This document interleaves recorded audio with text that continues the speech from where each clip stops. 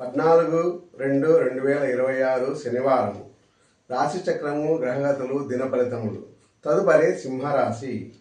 ఈ రాశి వారికి 18:45 నుండి 20:45 వరకు లగ్న బలం ఉంది. నక్షత్ర బలము లేదు. వీరికి 40% మాత్రమే పనులు జరుగుతాయి.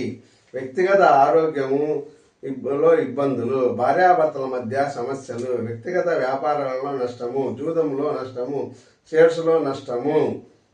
అత్తవారి ఇంటి నుండి అశుభ వార్తలు వింటారు. తదుపరి కన్యారాశి. ఈ రాశి వారికి 20:45 నుంచి 22:45 వరకు లగ్న బలము కలదు. నక్షత్ర బలము సాయంత్రం 6 గంటల వరకు కలదు. వీరికి 60% పనులు జరుగుతాయి. విపరీతమైన ఖర్చులు పెడతారు.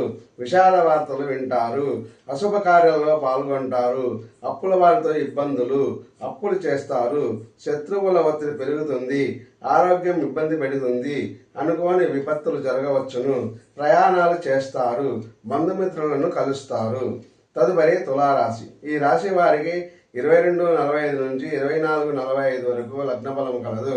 నక్షత్ర బలము కలదు. వీరికి సాయంత్రము 6 గంటల వరకు నక్షత్ర బలం ఉన్నది. వీరికి 60% పనులు జరుగుతాయి.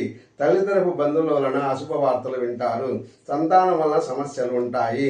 విద్యా విజ్ఞాన అభివృద్ధిలో వ్యక్తిగత గౌరవం తగ్గవచ్చు.